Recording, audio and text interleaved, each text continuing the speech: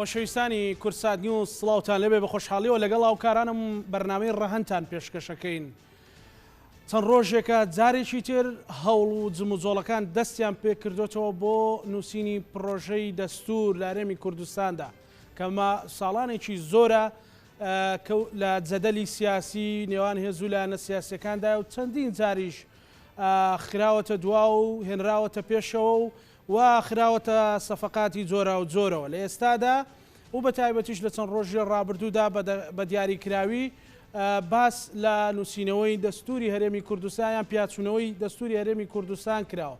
ئەمەش بۆ چوونی جیاجای لای هێز و لایەنە سیاسیەکان هێناوەتە ئاراوە. ئایا هەرێمی کوردستان لە چ حاڵەتێکدا و لە چ زەمینە سازیەکدا ئەتوانێت ببێتە خاوەنی دەستوری خۆی؟ ئایا دۆخی ئێستای هەرێمی کوردستان پەیوەندی نێوان هێز و لایەنە سیاسیەکان هەموو ئەو قەیرانانەی لە ماوەی ڕابردوودا و ئێستاش ماکەکانی بەسەر پەیوەندی نێوان هێز و لایەنە سیاسیەکاندا ماوە تا چەند بربەست دەبن بۆ ئەوەی دەستورێکی کوردستانی بنووسرێتەوە نەوە کۆکۆی هەندێک هێز و لایەنی سیاسی و هەندێک چاودێری یاسایی ترسیان لێ هەیە کە لەم دۆخەدا دەستورێکی حەزبی بنووسرێتەوە. ئەم شەو لە ڕەهەندا گفتوگۆی لەبارەوەکەین بە میوانداری یەک لە بەڕێزان بەڕێز چۆمان محەممەد ڕێخەری ژووری یاسایی زودنەوەی گۆڕان خێربێکات چۆمان سپاس بۆ بەڕێستان هەروەها لە ستۆدیۆکانمان لە سلێمانی دکتۆر چیا زەنگەنە ڕاشکاری یاسایی سپاس دکتۆر هەروەها لا هەولێرەوە بەڕێز دکتۆر خەلیل اسماعیل مامۆستای زانکۆ سپاس بۆ بەڕێزیشتان دکتۆر کاک چۆمان تێڕوانینی ئێوە ئەو زەمینە سازیە سیاسی و یاساییانە کامانن ئەوەی ئەبێ هەبن بۆ پیاچوونەوەی پرۆژە یاسای دەستور. بەڵێ سپاس بۆ جەنابتان لە حەقەتە فترێکی زۆرە لە ڕابردووە لە 92 بیهێنین تا ئێستا لە کۆمەڵی قۆناغی جیاواز و مەراحیلە لە 92 بۆ 96 بۆ 98 بۆ 2005 کاتی دەستوری عێراق نووسرا دوایی بۆ 2006 تا 9 لە پەرلەمان دوایی بۆ 2015 ئێستاش ئێمەتیان گفتوگۆی دەستور و نووسینەوەی دەستور بۆ هەرێمی کوردستان ناو بەناو گفتوگۆی لەسەر کراوە. لە ڕابردووە تێڕوانینەکان تا ڕادێک بۆ نووسینەوەی دەستور لە هەرێما تێڕوانینێکی حزبی بووە و وای کردو ئەمە لەم پەر بێت بۆ نێمە نەبی مەخاوەنی دەستور. ینی لەم سەروبەندەشا لە دوای پێکێنانی خولی چوارەمی پەرلەمانی کوردستانەوە یەکێک لە ڕێکەوتنی نێوان لایەنە سیاسیەکان بۆ نمونە گۆڕان و پارتی یەکێتی و پارتی لە کایەکێک لە کارنامەکانیانە باسی قسەکردن بۆ لەسەرەوەی کە هەرێمی کوردستان بێ بە خاوەنی دەستور. بەڵام لەم بەتایبەت لەم چەند ڕۆژەی دواییە گفتوگۆکان سرتر بۆ ئێمە لە هەولێر ئامادەبوونی هەرسێ سەرۆکایەتەکەی هەرێمی کوردستان و کەسی باڵا دەستڕۆشتەکانی حیزبەکان لە هەرێمی کوردستان و زۆربەی چاودێر و ڕێکخراوەکان و بەعام ئەوەی کە خاوەن نفوذ و قسە بە لە هەرێما بەشداری پانێڵێک دیدارێک کرا لەسەر یەکڕێزی و دەستور. ئەم بابەتە ئێمە وەکو گۆڕان پێمان وایە دەستور گرنگە بۆ هەرێمی کوردستان و هەر لەو کاتێکە لە 2012 کاتێک کە هەردوو ڕەوانشاد نوشیروان مستەفا و بەڕەحمەت بێمام جەلال قسەکرا لەسەر لە ڕێکەوتنی دەباشانەوە قسە لەسەر گرنگی دەستور بۆ هەرێم کراوە چونکە ڕەنگڕێژی سیستەمی سیاسیە کات ماف و ئازادیەکان بەرقەرارەکان ناو دەستورەکە. بەڵام ئەوەی کە گرنگە بوترێت بە نیسبەت ئێمە و ئایا ئەو زمینەی کە ئێستا ئێمە قسەی لەسەرەکەین زمینەیەکی گونجاوە بۆ نووسینەوەی دەستور لە هەرێمی گونجاوە بە دیدی ئێمە بە تێڕوانینی ئێمە دەستور لە هەموو دنیاە کاتێک ئەنووسێتەوە کە زۆرێک لە سەقامگیری سیاسی و کۆمەڵایەتی و ئابووری هەبێت بۆ ئەوەی هەدەف و ئامانجی ئەوەی کە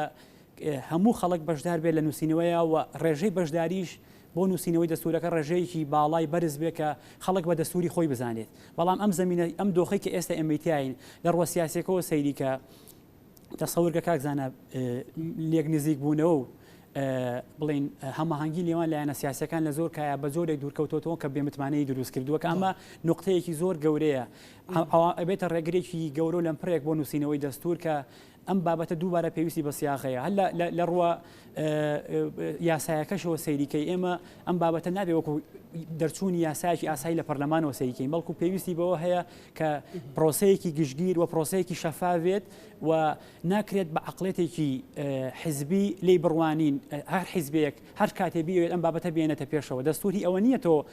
وەکو کارتێکی فشار لێی بڕوانی چونکە دەستور بۆ ئێستا و بۆ داهاتووە و بۆ تاک بە تاکی هەرێمی کوردستانە بۆیە بۆ دیدی ئێمە زمینە سازیەکی گشتگیر و کاملی ئەوێت کە کاتێک قسە لەسەر دەستورەکەین بەداخەوە ئەم زەمەنی ئێستا ئێمەتیان هەتا تۆ سەرنج بە ئێمە لەو دیدارەیە کە بەشدار بووین نێردەی تایبەتی نەتەوە یەکگرتوەکان کۆمەڵێ قسەی ڕاشکاوانی زۆر جددی کرد لەسەر دۆخی ئێستا هەرێمی کوردستان ینی جملێکی زۆر سەرەتانی وت کە وتی ئێوە بەم دۆخە شپرزەی و شڵەژاوی و دوورکەوتنەوەتان و نەبوونی خزمەت و دووهێزی و دوو ئیدارەی و نەبوونی سوپایەکی نیشتیمانی و بەم تێڕوانینەتان ئێوە هەرێمەکەتان لە بەردەم مەترسیایە ئێمە دەستور یەکێک لە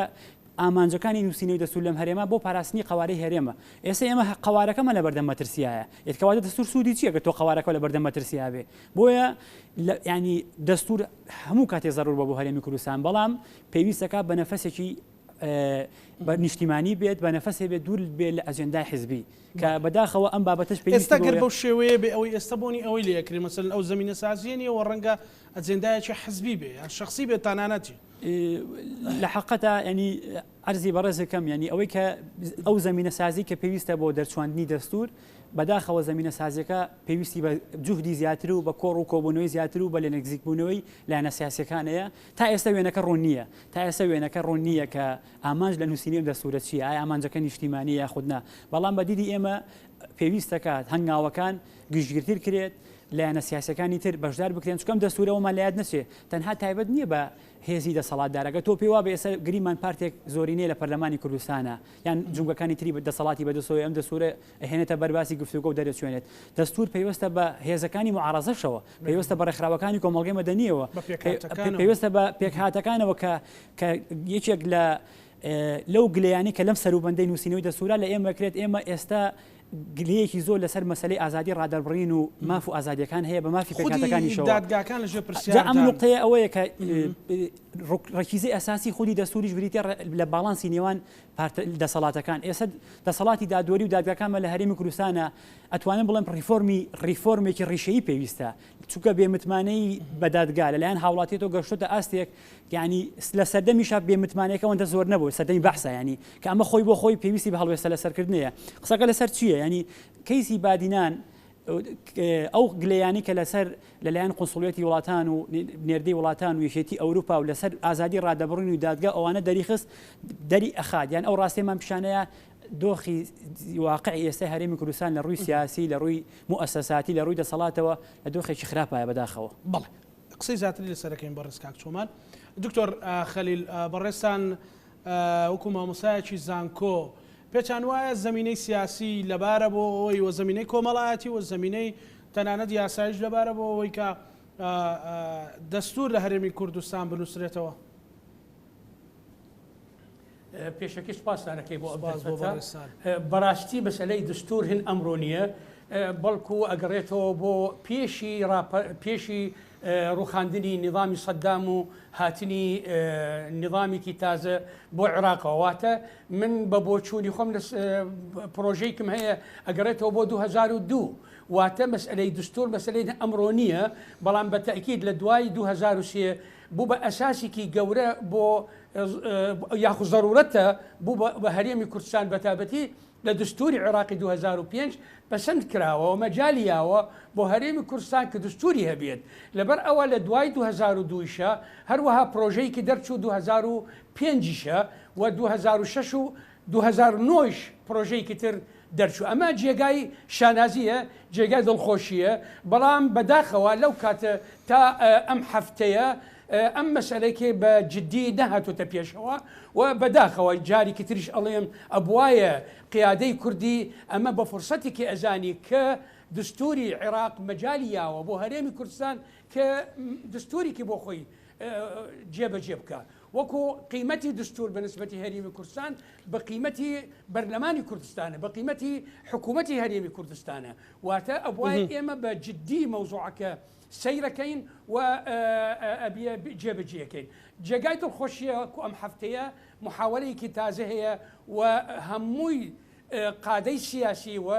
سەرکردەکانی هەرێمی کوردستان هەمویان لەگەڵ ئەو بۆ چوونە ئەمە فرسەتی کە بە حقیقت بۆ جارێکی تر دانیشن بە شێوەیەکی جددی و بە شێوەیەکی عملی چۆن بتوانن دستوری 2009 کە حاضرە و ئامادەیە چۆن دەستکاری بکەن گۆڕانکاری کتێ بکەن کە ئەگونجیە لەگەڵ وەزعی ئەمڕۆ و ظروفێکی تازەی ئەمڕۆیە. بەڵێ دکتۆر ینی ئەو زمینە سازیم باس کرد مەسەلەن ڕاستە فەرمووی کە چەند ڕۆژ پێش ئێستا باسیەوە کراوە کە جارێکی ترم بابەتە گەرم و گوڕ کراوەتەوە بەڵام پێت وایە زمینەکە هی ئەوە بێ مەسەلەن ئێستا پەیوەندی نێوان هێزولانە سیاسەکان بە جۆرێکە کە بەڕاستی جێگەی نیگەرانیە دۆخی کۆمەڵایەتی خەڵک جێگەی نیگەرانێ دۆخی دادگاکان جێگەی نیگەرانیە و تەنانەت دۆخی ئابووریش لە نامستەقیڕەکەواتە ئێستا ئەکرێت بڵێن مەسەلەن ئەو کەش و هەوایە یاخود ئەم ژوورە لەبار و گونجاومان دەستەکەوێت کە هەموو هێزولانە سیاسەکان پێکاتەکەیان کاڵا بە باڵای هەرێمی کوردستان دەستورێک بنووسرێتەوە؟ یەکەم ئێمە تەوەقع ناکەین هیچ دەوڵەتێکی لە دنیا دستور درسەکە لە کاتی وەزعێکی طبیعیە وەزعێکی ئاساییە. هەمووی دەوڵەتانی دنیا بەتابەتی لە دوای انقلابات و دوای شۆرش لە هەموو دەوڵەتانی دنیا اینجا دستور درسەکرێتەوە. هەر نمونەیەکی بۆ جەنابەت باسەکەم لە دوای 14 تەمووز شۆرشی 14 تەمووز هەر لە دوای هەفتەیەکی 2 هەفتە دستوریکی بۆیان جێبەجێ کرابوو. هەروەها لە هەژدەی لە 1966 دستوریکی تر موقت دانرا لە 1970 بۆ عێراق دستوریکی تازە دانرا واتە ئێمە نابێ بڵێن هەر کاتێکی جێگای وەزعەکە اعتیادیە طبیعی ئەبێت و ڕوو نەبێ ئەنج ئەو کاتە بیری دستورەکەن من لەگەڵ ئەو بۆچوونە نیم. بەعکسەوە ئێستا ئەمڕۆ ضرورەتێکی گەورەیە بۆ دانانی دستور بەتایبەتی وەکو باسم کرد یعنی قیاداتی سەرکردەیەکی گەورەیەکی لەو هەفتەیە هەمویان لەگەڵ ئەو بۆچوونەیە بەڵام شتێکی زۆر گرنگە دستور تەنها پەیوەندی نیە بە یاسا زان یاخود بە سیاسیەکان بەڵکو دستور برێتیە لە زۆر شتێکی لەبەر ئەوە من داوا ئەەکەم لە دەسڵاتدارانی ئەو کە پەیوەندیان هەیە بە دستور ئەبێ لیجانێکی دروستکەن ئەم لیجانە برێتیە لە هەمووی ئەو بۆچوونانەیەکی ئەو مادانەیەکی کە پەیوەندی هەیە لە ناو دستورەوە تەخەسوساتی بکرێتەوە تاکو بتوانی دستوریکی دەرەچێت خاوەن شارەزای خاوەن ئیمکانیاتێکی دەوری هەیە لە دانانی ئەم دستورە. دواتە مەبەستم لێرەیە تەنها سیاسیەکان نەبێت تەنها یاسازانەکان نەبێت بەڵکو هەمەلایەنە بێ ینی زۆر ئەتوانی یارمەتی بن. بەڵێ دکتۆر گفتوگۆی زیاتری لەسەرەکەی دکتۆر چیە بۆ چوونی ئێوە کە لە یەکێتی نیشتیمانی کوردستان وەکو یاساییە کۆکۆ ڕایشکارێکی یاسایی لەسەر زمینە سازی بۆ نووسینەوەی دەستور یاخود کوردستان ببێتە یان هەرێمی کوردستان ببێتە خاوەنی دەستور چییە؟ سپاس بۆ جەنابتان ڕێز و حرمەتم بۆ میوانە بەڕێزەکانتان. یەکگومان یەکێتی نیشتیمانی کوردستان کە لە 1975ەوە تەبەنای قەزەی کوردی کردووە لە چوارچێوەی شۆڕشی نوێدا مافی چاری خۆنووسینی وەکو دروشمێکی سەرەکی کردووە بە دروشمەکانی ئەم شۆڕشە نوێیە واتە لە سەرەتای دروستبوونی یەکێتی نیشتیمانی کوردستانەوە مافی چاری خۆنووسین هیچێ بووە لەو بەرپرسیارەتیە ئەخلاقی و مێژوویی کە گرتوێتی ئەستۆی خۆی. پێگومان بەهۆی تەقەلوباتی سیاسی کۆی گشتی ناوچەکە لە دروستبوونی عێراقەوە لە 1920ەوە کە تا نۆی چواری 2003 کۆی گشتی ئەم تەقەلوباتە سیاسیە وای لە کورد کردووە هەمیشە لە خەباتدا بەردەوام بێ و تاوەکو لە 1.675 بە دەستپێکێکی تازە بە ڕابەرایەتی جەنابی مام جەلال و هەڤاڵانی توانیان ئەم بابەتە بگرنە ئەستۆ. بێگومان ئێمە لە بەردەم بەرپرسیارەتێکی تاریخی و مێژووی و ئەخلاقی داین نابێ بڵین مادام ئێمە زمینەکە ساز نییە یا زمینەکە نەگۆنجاوە ئێمە خۆمان بدزینەوە لە نووسینەوەی دەستور. ئێمە وەکو هەرێمی کوردستان ئەگەر بێت و تەماشا بکەین لە 1990ەوە بە قرارێکی نێودەوڵەتی بەهۆی فاکتەری ناوخۆیی و دەرەکی توانیمان هەرێمیشی ئازاد لە عێراقێکی ژێر دەسەڵاتی ستەمکاری بەعستا حکومڕانیەکی تەندروستی تیا بکەین. بەداخەوە بەهۆی ململانەی سەختی نێوان هێزە سیاسیەکان و فاکتەری دەرەکی کە ئیستقرارێکی نسبی ئەو تۆ نەبووە لە هەرێمی کوردستانە لە دوای ڕاپەڕینەوە هەوڵەکان لەبار چوون. بەڵام ئێمە دەکرێت ئیسفادە لە بارودۆخی ئێستای عێراق بکەین بە تایبەتی ئێمە دەوایە لە 2005ەوە کە بۆ یەکەم جار مافی گەلی کورد خراە چوارچێوەیەکی دەستوریەوە ئێمەش هاوشێوەی گەلانی دنیا چونکە شۆڕشکردن یان ئینقلاب یان کودەتا یان خەباتی سەوری و خەباتی مەدەنی و لیبرالی بە فۆرمی ئێستای دنیای ئەمڕۆ لە پێناو خۆشگوزەرانی خەڵکە بۆ بەدیهێنانی ئامانجەکانی خەڵکە بۆ لە چوارچێوە گرتنی داواکاریەکانی کۆمەڵانی خەڵکە کەواتە منیش هاوڕام لەگەڵ میوانە بەڕێزەکانە کە دەبێت ئێمە وەکو هەرێمی کوردستان تاوەکو بتوانین زمینەیەکی کۆمەڵایەتی ئاشتەوایەکی کۆمەڵایەتی ئاشتەوایەکی سیاسی و ئێمە دەستی بۆ بەرین و هەموو لایەنە سیاسیەکان خۆیان نەدزنەوە لەم بەرپرسیارەتیە سیاسیە بتوانین شێواز و هەیکەلیەتی حکومڕانی لە هەرێمی کوردستان دیاری بکەین و بتوانین وەکو کورد لە عێراقی فیدرالی ئەمڕۆدا فەلسفەی سیاسی خۆمان بۆ حکومڕانی ئەو مقاوماتانەی کە پێویستە ئامادە بن یان بۆ ئەوەی کە ئەو دەستورە بنووسرێتەوە کامانن مەسەلەن بێگومان مادام ئێمە وەکو هەرێمێک لە چوارچێوەی عێراقێکی فیدرالە ئێستا بوونمان هەیە و لە مادە دەستوریەکانی دەستوری ساڵی 2005 لە عێراقدا ئیقراری بە وەحدەی دەستوری هەرێمی کوردستان کردووە کە وەکو وەحدەیەکی متەکامل لە ڕووی قانونیەوە ئیقرارێکی سەریحی کردووە بە وجودی هەموو موسساتەکان دەسەڵاتی تەشریعی و دەسەڵاتی تەنفیزی و دەسەڵاتی قەزایی کەواتە ئێمە لەگەڵ بوونی جوگرافیای سیاسی خۆمان و جوگرافیای بەشەری و ئەو هێزە مرۆیی کە هەمانەوە بەردەوامین لە بەشداریکردن لە پرۆسەی دیموکراسی لە عێراقا و بەشیە بووین لە دروستکردنەوەی عێراقی نوێ و خۆمان لکاندەوە بۆ عێراقا بەهۆی فاکتەری دەرەکی بێ یا بەهۆی فاکتەری ناوخۆیی بێ کەواتە ئێمە مقەوماتێکمان هەیە بۆ نووسینی دەستور و بە ئەجنداکردنی فەلسفەی سیاسی خۆمان لە چوارچێوەی ئەم خەباتە دیموکراسی و مەدەنیی کە ئێستا گرتومانەتە بەر طبعا ئیضافەتەن بۆ ئەو خەباتە چەکداریی کە پێشووتر ئێمە باسمان کرد لە ڕووی مێژوویەوە کە کورد بە درێژایی 100 ساڵە داکۆچی لە شوناسی بوونی ئەکاکەوە تا ئێمە بێ بە دەستوریکردنی ئەو شوناسە بتوانین دەستورێکی ناوخۆییمان هەبێ هاوشێوەی ئەو هەرێمانە یاخود ئەو وڵاتە بچکۆلانەی کە لە چوارچێوەی وڵاتە مڕەکەبەکانان لە چوارچێوەی با بڵێن ئیتیحاداتە هاوشێوەی ئەو هەرێمانەی ترکە لە هەموو دنیا هەیە لە ئەمریکای لاتین و لە ئەوروپا و لە ئەفریقیا و لە ئاسیاش هەیە کە توانیویانە پاش سەرکەوتنی شۆڕشەکەیان و خەباتەکەیان فەلسفەی سیاسی خۆیان بنووسنەوە لە شێوازێکی دەستوریە بۆ ئەوەی ئەزمموی حکومڕانیەکە نەبێتە ئەزمموونێکی تاکڕەوانە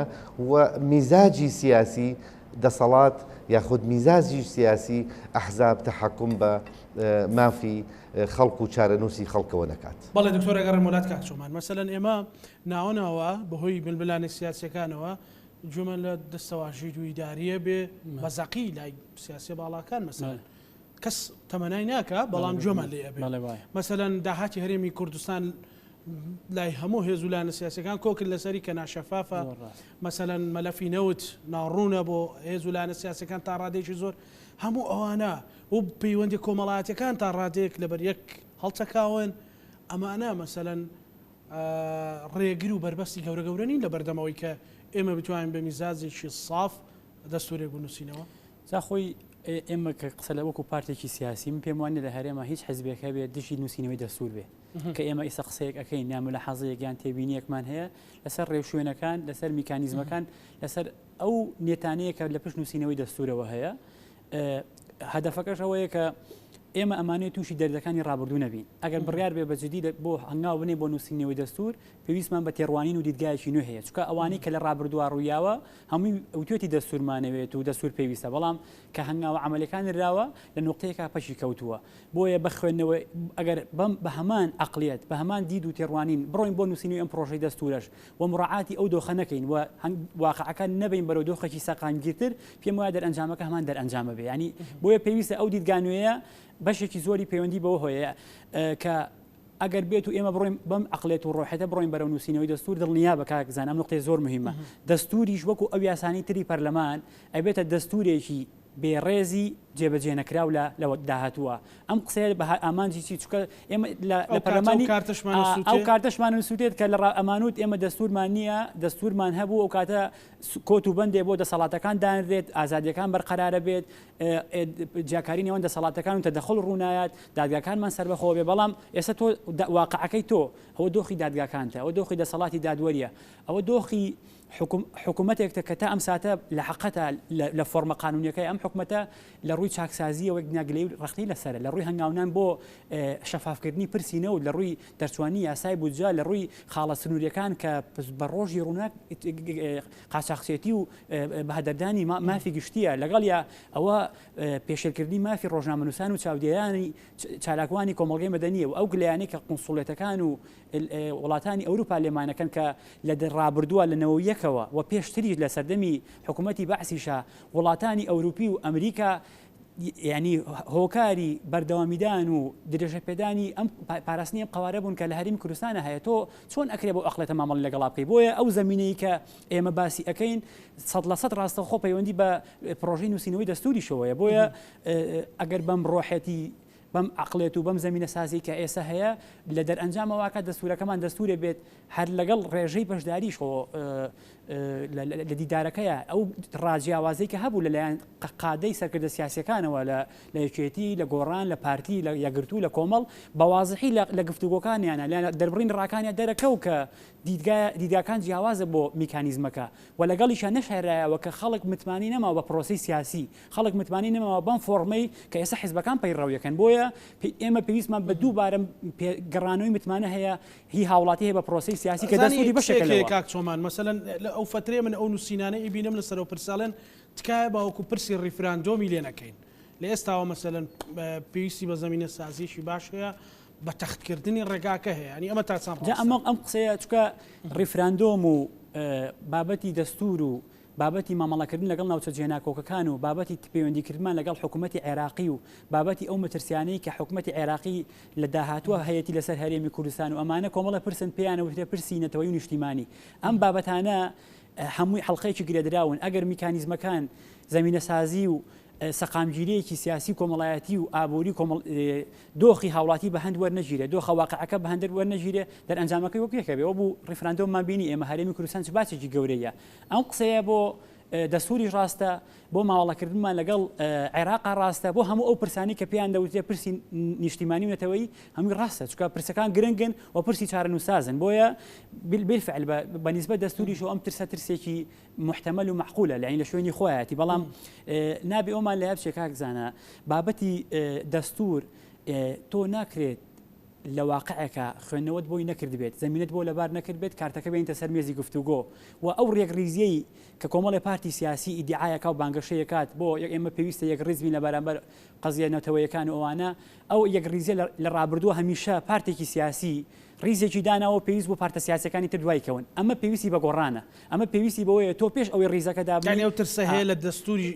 ئەمە دروست بۆ کۆی کایەک سیاسەکان ڕاستە چکۆ لە ڕابردوو ئەم نەریتە هەبوو لەلایەن پارتەکانەوە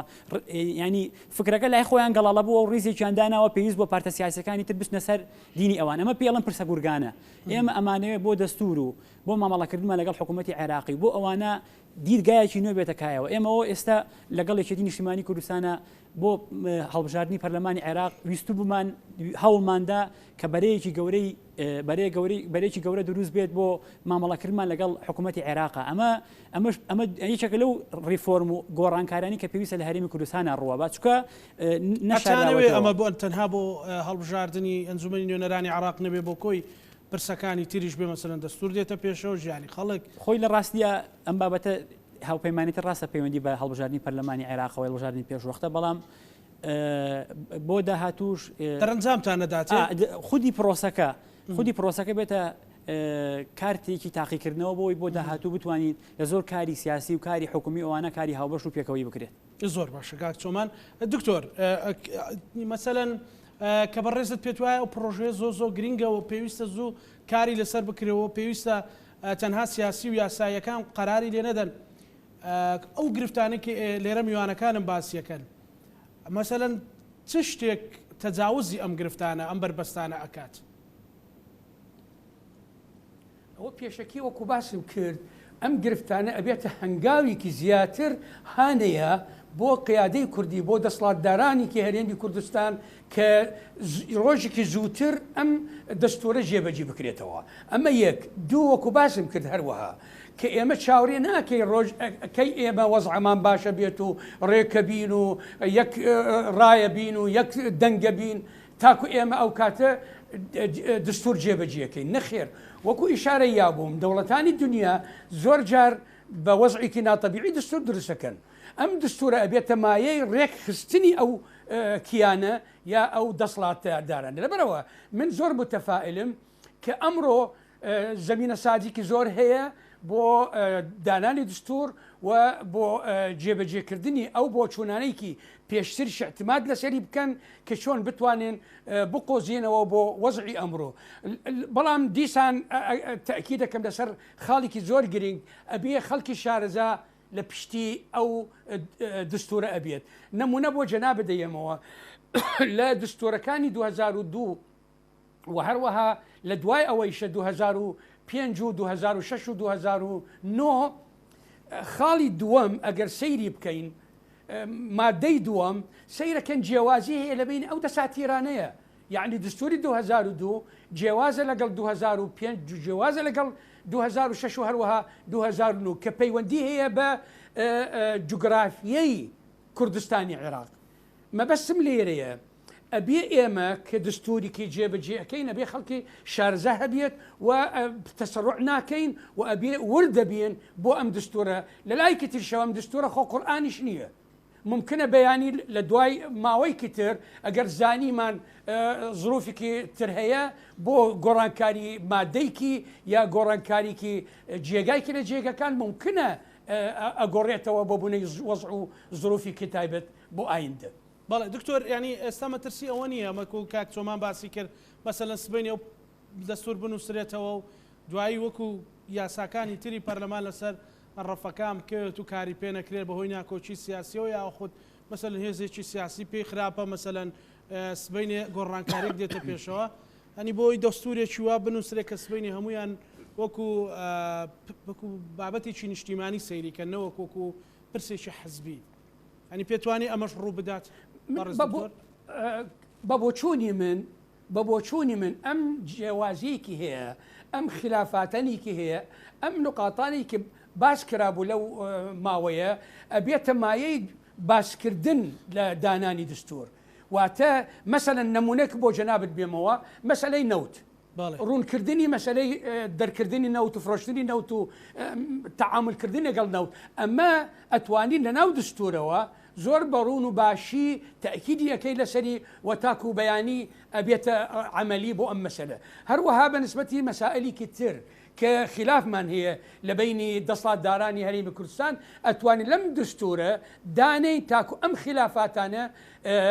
قاعدەیەکی بۆی دروست ئەکرێت مادەیەکی بۆ تەخسیس ئەکرێت کە کۆتایی پێ ئەکرێت و ئەم بۆ چوونانەیەکی جیاواز لە سەری تێ ئەپەڕن. بەڵێ دکتۆر چیا ینی خۆی هەرێمی کوردستان ناتوانێت دەستورێکی زۆر متەکامیل و تەواو سەر بەخۆی هەبێ ئەلبەتە بێ بەڕەچاوکردن بە دەستوری عراقی و گونجاندن بە دەستوری عراقی و دەستورە بنووسێتەوە. ئێمە کێشەمانێت تا ئێستا لە شنگالەوە تا کووەگاتە نەفتخانە لە سنووری خانەقین کێشە هەیە و ئەم مناوچانە لە ضمنی مادەی 140 دەستوری عراقان مەسەلەن ئەو کاتە بۆ ئەبێ هەرێمی کوردستان چۆنەوە بگونجێنەوە بە تایبەت کە ئێستا باسیەوە کرێ کە کورد لە بەغدا لە پاشەکشەدایەوە و انتخاباتی داهاتوو تەنانەت ڕەنگە تەوافقی سیاسیش زۆر بباتە دواوە کاتە هەرێمی کوردستان چۆن ئەبێ یان شارەزان یان هێزولانە سیاسەکان چۆن ئەبێ بڕوانە ئەمە بۆ نووسینەوەی دەستور. کاکزانە ئێمە لە بەردەم وەرچەرخانێکی مێژوویە یا ئەبێ بڕوامان بە خەباتی دیموکراسی و لیبرالی و مەدەنی هەبێ یا لە بەردەم شۆڕشێکی چەکداری نوێ بابین ئەگەر پێشهاتەکانی عێراق و ناوچەکەوای لێبێت کە دەتوانین بە شێوازێک بەرگری لە شوناسی نەتەوەی نیشتیمانی خۆمان بکەین. من تێبینیەکەم هەیە لەسەر بۆچوونی هەردوو میوانە بەڕێزەکەتان هەردوو میوانە بەڕێزەکە تەکید لە نووسینەوەی دستورەکەنەوە کە ئەمەش خەم و خواستی هەموو کۆمەڵانی خەڵکی کوردستانە. بەڵام نووسینەوەی دستور خۆی لە شێوازە ئیجرائیەکەی بێمە باسی ئیجرائیەکەی ناکەین کە لیژنەکە چەند کەس بێت و پسپۆڕەکان چی بن و چی نەبن و لە چ مەجالێکا بێ وەکو کاکچۆمان ئاماژەی پێکرد تعبیر لە تاک بە تاکی کۆمەڵانی خەڵکی کوردستان بکە لە کورد و لە تورکمان و لە کورد و ئاشور و لە یەزیدی و لە هەموو بابەتەکانی ترەوە بەپێی نظامی سیاسی و قانونی دەستوری و نزومی سیاسی و نزومی دەستوریەکان کە ئێمە بە هەرێمێکی لەم عێراقە فیدرالیەدا دەبوایە پێشووتر خاوەنی دەستور بووینایە و دەستورمان بنووسایەتەوە بەداخەوە نەمانتوانی بۆ بەهێزکردنی مرکزی قانونی خۆمان لەم ئیتحادە فیدرالیە ئەمە خاڵی یەکەم خاڵی دووەم بۆ بەهێزکردنی مرکزی قانونی خۆمان لە نێو قانونی نێودەوڵەتیە ئەمە خاڵی دووەم خاڵی سێم وەکو ئاماژەشم پێکرد لە سەرەتای قسەکانە نووسینەوەی دەستور ئەبێ ئیرادەیەکی حەقیقی بێ فەلسەفەی داڕشتنەوەی فەلسەفەی سیاسی ئەزمموی حکومڕانیمان بێ بۆ ئێمە و بۆ نەوەکانی داهاتوشمان بۆ ئێماڵێن لە بەردەم بەرپرسیارەتیەکی مێژووی و ئەخلاقی داین چ بۆ ئێستا و چ بۆ ئایندەش بە دیوێکی ترا نووسینەوەی دەستور ئەبێ ئەو مەقسەڵەیە بێ کە دەسەڵات و حکم و حیزبەکانی تر لە بەردەمیا دادگایی بکرێن لە حاڵەتی پێچەوانەی ئەم لەم دۆخە سیاسی هەرێمی کوردستانە کاک دکتۆر چامە دۆخەکە ئێستا وەکو عەرزم کردی دۆخەکە زۆر ئێستا دۆخێکی هەستیارە چ هەرێمی کوردستان چ عێراق چ ناوچەکە بەڵام دەستور ئەبێ با بڵین سڕینەوەی ئەو دروشمانە بێ کە لایەنێکی سیاسی یاخود چەند لایەنێک یا هەج لایەنێک لە ئایندەیە بیاوێت کە بڵێ ئەنا ڕەبوکم الأعلا ولا إله إلا أنا ئێمە بۆ ئامانجی نووسینەوەی دەستورمان چییە کە چتری کۆکەرەوەی داواکاریەکانی کۆمەڵانی خەڵک بێ بتوانین پەیوەندیەکانی تاک و پەیوەندیەکانی دەسەڵات و پەیوەندیەکانی دەسەڵاتەکان دیاری بکەین لەو چوارچێوەیە کە بتوانین ژیانێکی خۆشگوزەران بۆ کۆمەڵانی خەڵک دابین بکەین بڵێ منیش لەگەڵ کۆمەڵێ ئەو ڕخنانم کە ئاماژەمان پێکرد بڵێ لە 91ەوە لە دروستبوونی یەکەم کابینەی حکوومەتی هەرێمی کوردستانەوە تاوەکو ئەم کابینەیە هیچ کابینەیەک لە کەم و کوڕی کەم نەبووە لە گلەی و لە گازندەی شەقام کەم نەبووە بەداخەوە ململانە سیاسیەکانی خۆمان وای لێکردین بە پەرتەوازەی ڕوو لە بەغدا بکەین و لە بەغدا بە پێگەی سیاسی و پانتایی سیاسی خۆمان پەرتەوازە بێ کە دەبوایە ئێمە لە خەندەقێکی دەستوریا و لە کۆمیتەیەکی دەستوریا و لە سنگەرێکی دەستوریا کە خەباتمان بکردایە کارمان بکردایە بۆ بەدیهێنانی ئامانجەکانی گەلی کوردستان بڵێ دۆخی سیاسی ئێستای کوردستان قەیرانی ئابووری قەیرانی پاشماوەکانی دوای کۆرۆنا فاکتەرە نێودەوڵەتیەکان فاکتەرە ئەقلیمیەکان کە ئێستا هەموو لە کۆی گشتی ڕۆژهەڵاتی ناوڕاستی خستۆتە بەردەم لەدایکبوونێکی تازە لە لەتلەتبوونێکی تازە جەنگێکی زلهێزەکانی دنیا لە جەنگی ئابووریە لە جەنگی سیاسیە لە جەنگی جیۆسیاسیە ئەمانە هەموو کاریگەریە بێ لەسەر ئەم پرسەی کە ئێمە باسی ئەەکەین بەڵام دەستور ضرورەتێکی هەنووکەیە کە دەبێت ئەمڕۆ پێش بەیانی جێبەجێ بکرێ بەڵام پێویستی بە ئیرادەیەکی حەقیقیە پێویستی بە لێبوردنیکی گشتیە پێویستی بە ئاشتەواییکی کۆمەڵایەتیە و پێویستە ئێستا لایەنە سیاسەکانی ئێستا چیتر بتوانن لە یەک نزیک بنەوە ڕابردوو وەلاوە بنێن و بە نەفەسێکی حەقیقی بێنە پێشەوە و سوود لە ئەزمموی خەباتی گەلانی دنیاش ببینن کە چۆن توانیویانە چترێکی دەستوریان بۆ خۆیان دابین کردو و لە ژێر ئەو چترەیە ڕۆژ بەڕێ دەکەن. بەڵێ دکتۆر ئەگەڕێمەات کاک چۆمان ینی ئەوەی کە لە دکتۆر چیا پرسیارم کرد مەسەلەی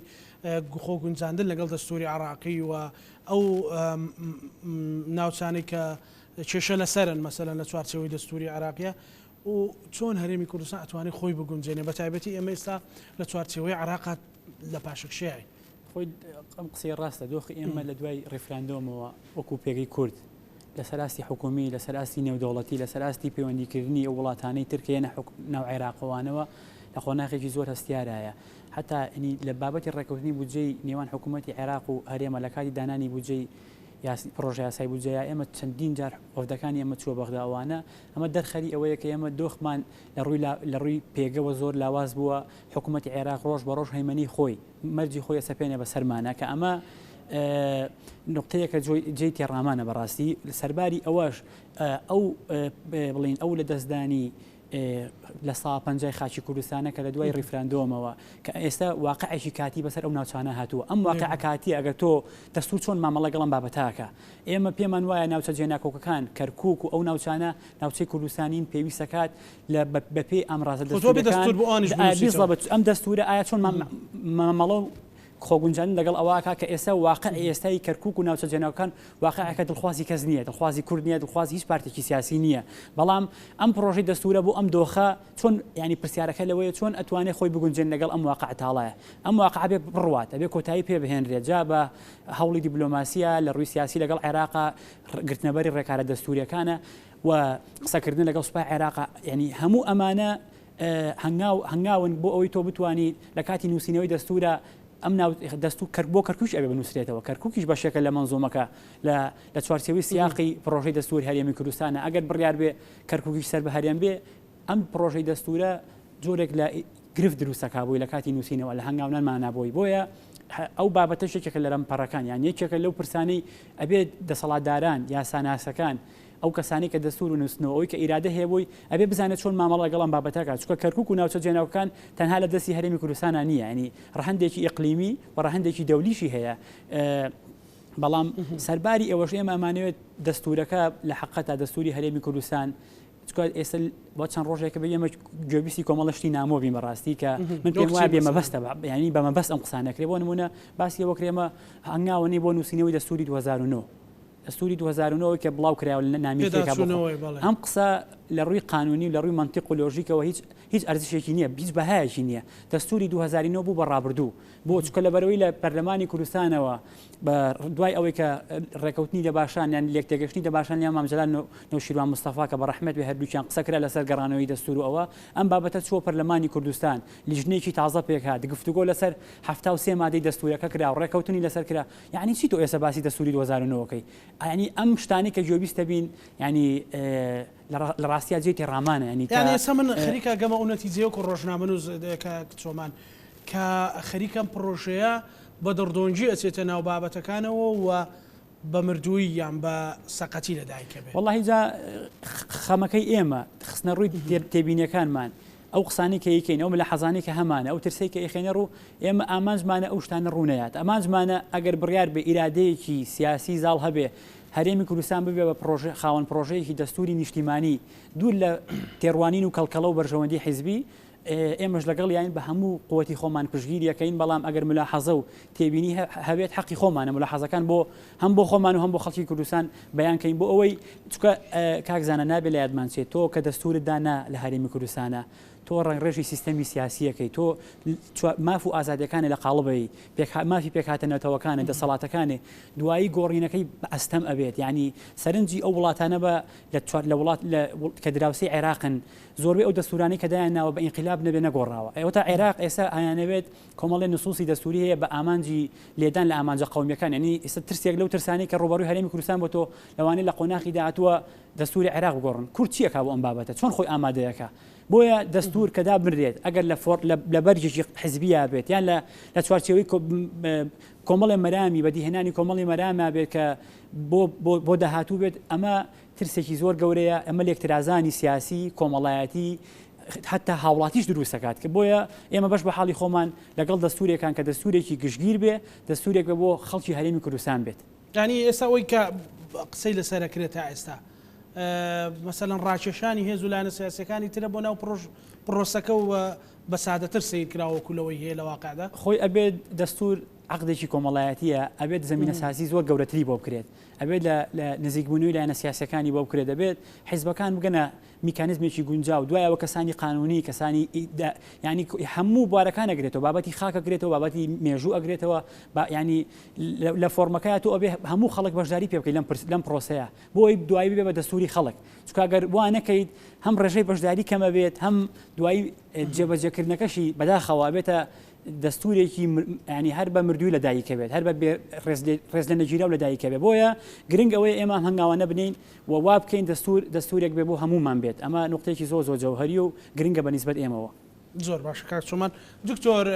خەلیل ینی بەڕێستان دوا بۆچوونی خۆتمان پێ بڵێن مەسەلەن ئایا ئێمە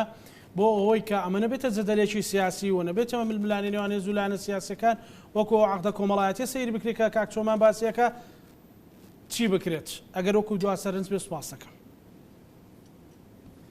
بەڵێ من یعنی یەکرام لەگەڵ برادرانیش کە ئەمڕۆ بەڕاستی ضرورەتە کە ئێمە هەرێمی کوردستان دستوری هەبێت و هەرچەند پەلە بکرێتەوە بۆ ئەم دستورە تاکو جێبەجێ بکرێتەوە باشترە بەڵام دیسان ئەڵێم ئەبی ئەو خەڵکانێکی سەرپەرشتی ئەو دستۆرەکەن یاخو بە دوای ئەو دستۆرە خاوەن ئەکادیمین خاوەن ئیمکانیاتن و لە هەمووی بواری کۆکو برادرانیش باسییان کرد لە هەمووی باریکی دەوریان هەیە و استفاده بکەن لە دەستورەکانی پێشوو هیچ عیبی نییە ئەویشە طبعا ئەو دەساتیرارێکی پێشوو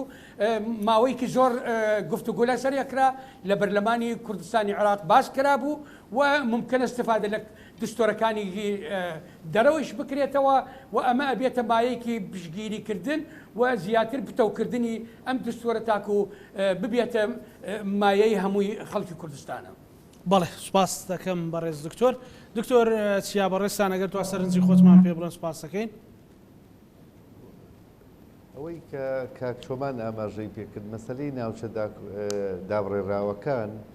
معالەجاتی دەستوریە کرێ لە سیاغی یاخود لە سیاغەکردنی لە نووسینەوەی دەستورە گەربێت و ئەو زەمینە سازی کە باسمان کردو و ئاشتەوایە کۆمەڵایەتیە و ئەو ئیتیفاقە سیاسی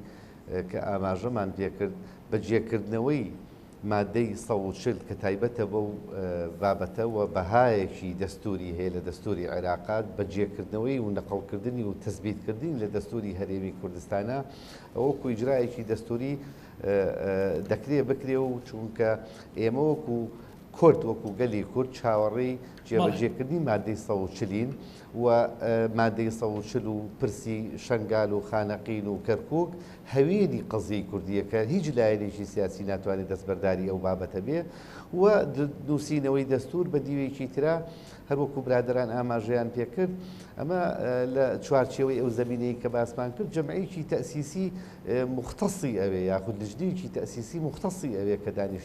دانیشتە بۆ نووسینەوەی ئەم دەستورە بەڵام وەکو عەرزم کردن پێویست بە ئیرادەیەکی حەقیقی ئەکا کە بتوانین ئەم گرێبەستە کۆمەڵایەتی سیاسیە پێش ئەوەی دەریچێنین پێشەوەی لەدایک ببێ هەموو لایەنە سیاسیەکان بە هەموو دەسەڵاتەکانەوە ملکەچی ئەم چەترە نوێ بین کە کۆمانەکاتەوە. سپاس دکتۆر چیا زەنگەنە سپاس بۆ بەرزتان کاک چۆمان دوا سەرنجتم وەڵاهی من دوا سەرنجمەوەی ئێمە نقطەیەکە بوو کە پێشترە بوو ئاماژەی پێپێن لە زمانی ئەو ڕێگریانی کە باس لەسەر پرۆژەی دەستورەکرێت ئەوەیە ئێمە ئەم زەمەنی کە ئێستا قسەی لەسەرەکەین هەنگاوی بۆنین ئەڕۆین هەنگاوەنی بەرەو هەڵبژاردننی پێشوەختەی عێراق لەوانەیە لە حملەی انتخابی ئەوانە گرژی ئەوانە دروست بێت ئەم خودی کاتەکەش بۆی ینی محتەمەلە پێشبینی کراوە کە دید و تێڕوانینەکان بەریەکتر کەوێت ئەمە واکات کە بڵین دەستوریش لەم زەمەنە ئەگەر بڕیار بێت بۆ بدای بنی زەمانێکی گونجاوە بەڵام بانگەشەی هەڵبژاردن و خودی هەڵبژاردنیش ئەبێتە یەکێک لەو لەمپەرانی کە بۆ نووسینەوەی دەستور لە هەرێمی کوردستانە گرفت دروستەکات تێڕوانین واکات جیاوازی دروستکات بەڵام لە هەموو ئەم نێوەندانە من تەمەناکەم لایەنە سیاسیەکان ئەگەر بڕیار بێ بیانەوێت دەستور لە هەرێمی کوردستانە بنووسێتەوە گرنگە تێڕوانینی بەرژەوەندی حیزبی خۆیان تەواو داماڕێ لەم پرسە ینی وا تێڕوانین بکرێت کە دەستور ئەبێتە خاڵی کۆکەرەوەی نێوان لایەنە سیاسیەکان. زۆر سپاس بۆ بەڕێز چۆمان محەممەد خەری ژووری یاسایی زوتنەوەی گۆڕان سپاس بۆ سپاس بۆ بەڕێز دکتۆر چیا زەنگەنە ڕایشکاری یاسایی سپاس بۆ بەڕێز دکتۆر خەلیل ئیسماعیل مامۆستای زانکۆ سپاس بۆ میوانەکانم